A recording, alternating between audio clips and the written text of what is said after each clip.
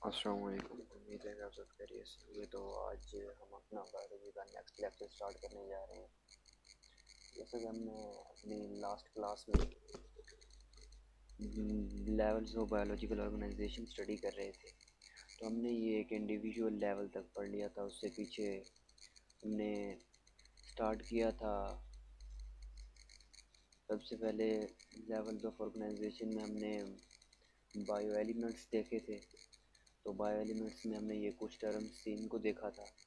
Then हमने atomic और सब एटॉमिक लेवल, फिर मॉलिक्यूलर लेवल, ऑर्गेनेली और सेल लेवल, फिर हमने टिश्यू लेवल, ऑर्गन और ऑर्गन सिस्टम लेवल, देन हमने एक होल इंडिविजुअल लेवल देखा था।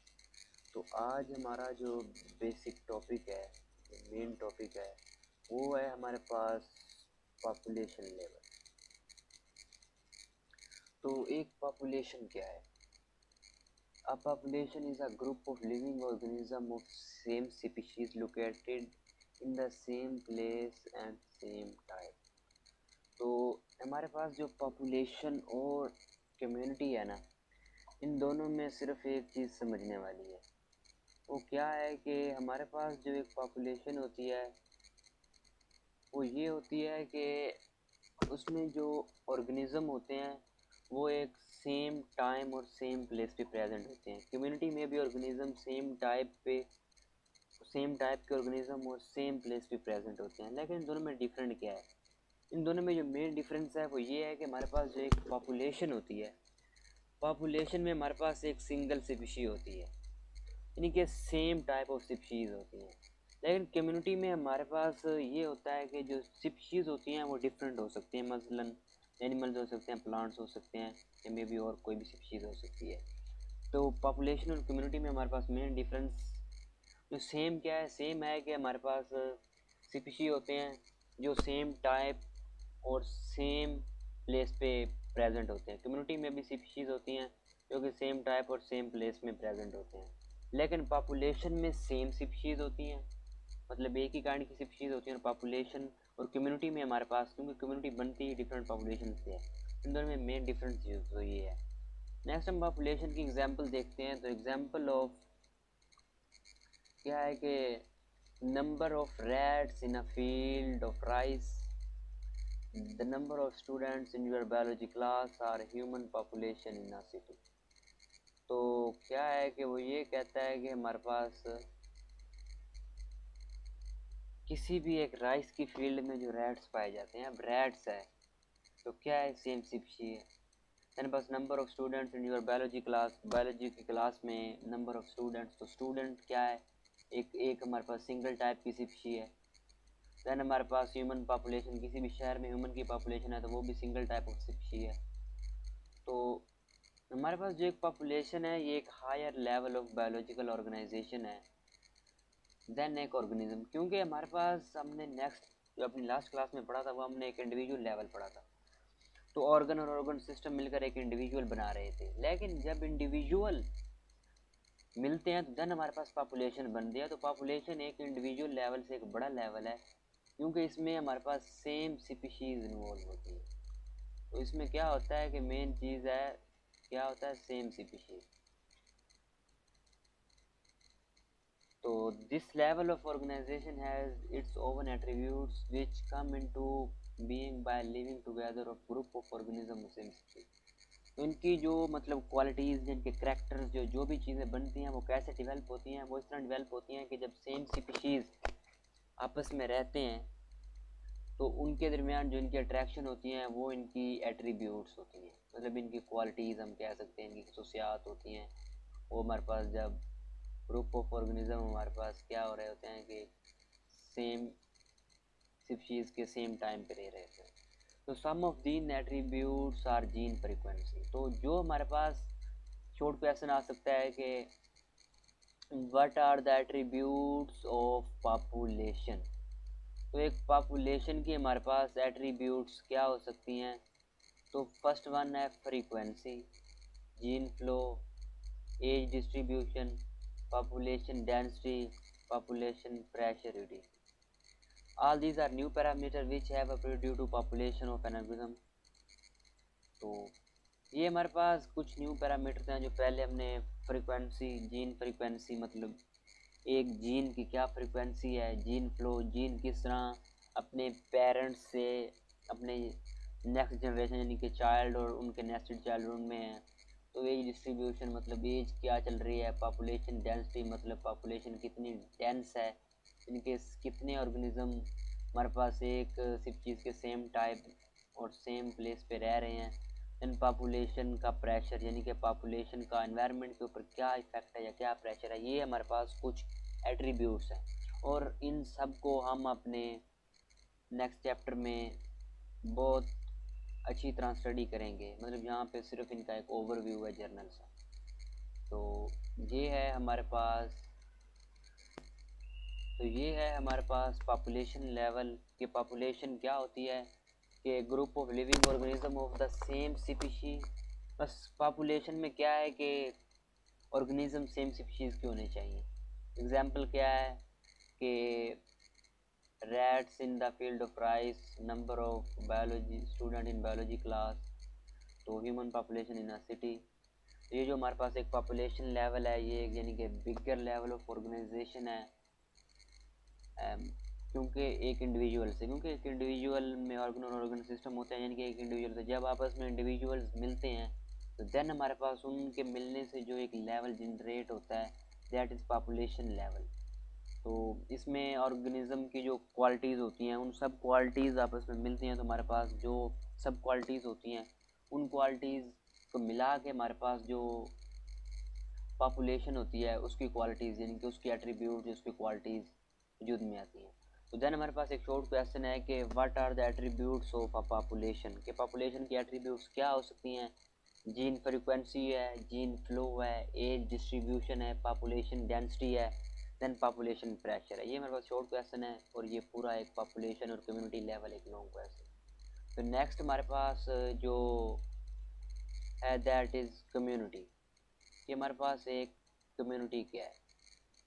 कम्युनिटी ये है कि population of different species living in the same habitat form a community. यानी कि जब हमारे पास डिफरेंट स्पीशीज अगर सेम स्पीशीज होंगी तो देन हमारे पास बनेगी पॉपुलेशन, और अगर डिफरेंट स्पीशीज आ जाएंगी एट द सेम टाइम और एक सेम प्लेस पे, तो देन हमारे पास एक कम्युनिटी वजूद में आएगी। कम्युनिटी पॉपुलेशन से भी एक बिगर लेवल है, क्योंकि इसमें क्या चीज़ है, इसमें मेन चीज़ है कि हमारे पास डिफरेंट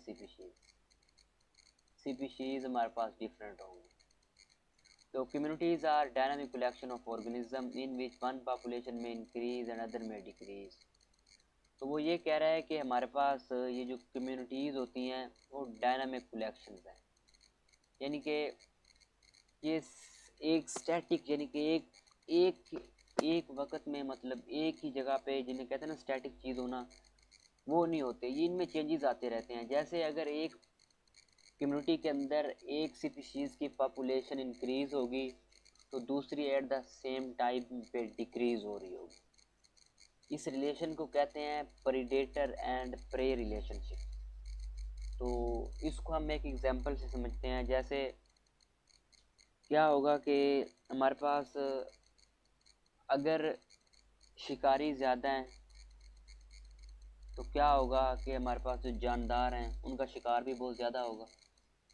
शिकारी ज़्यादा थे, शिकार पहले ज़्यादा था, जब शिकारी बहुत ज़्यादा शिकार करेंगे तो हमारे पास जो चीज़ें शिकार हो रही हैं उनकी पॉपुलेशन ऐसा ऐसा कम होना शुरू हो जाएगी।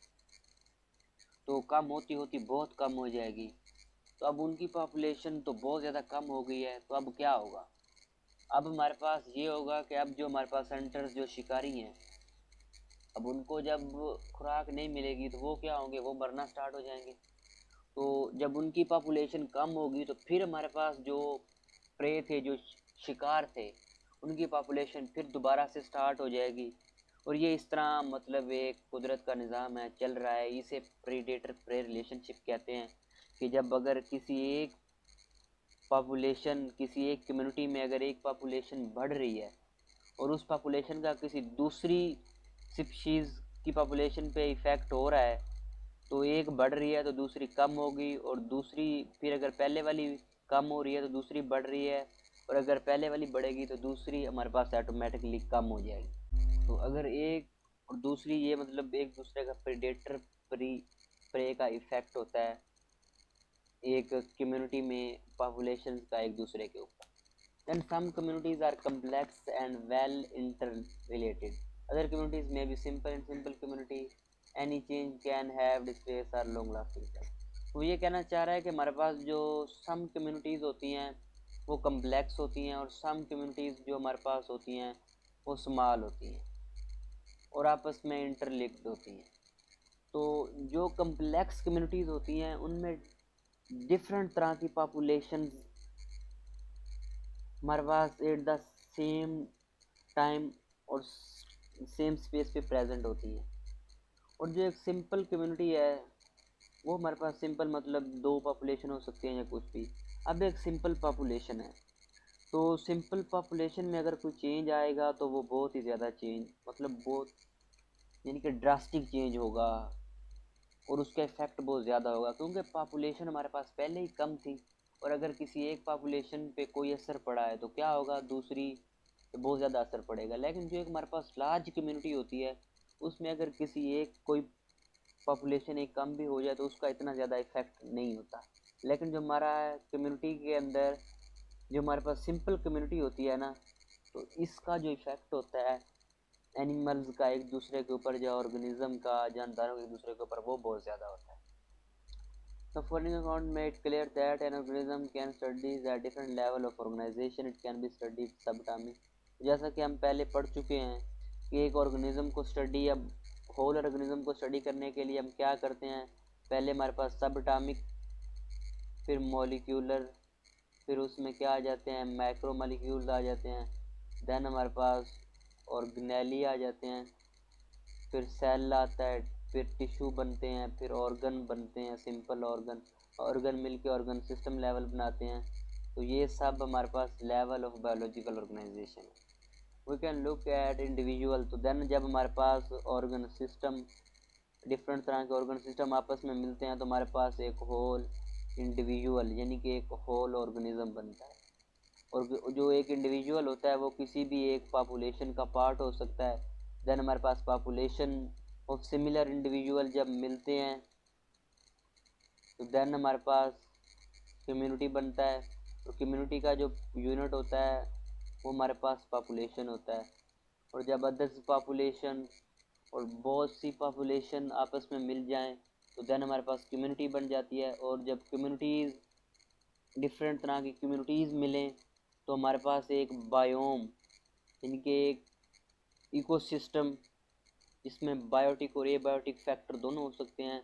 बायोटिक यानी कि जानदार और एबायोटिक जो गैर जानदार होते हैं। बायोटिक फैक्टर में ये प्लांट्स और एनिमल्स आ जाते हैं और एबायोटिक फैक्टर में हमारे पास ये सनलाइट है, वाटर है, एयर है, ये वाली चीज़ें हमारे पास एबायोटिक फैक्टर हमारे पास हो सकते हैं।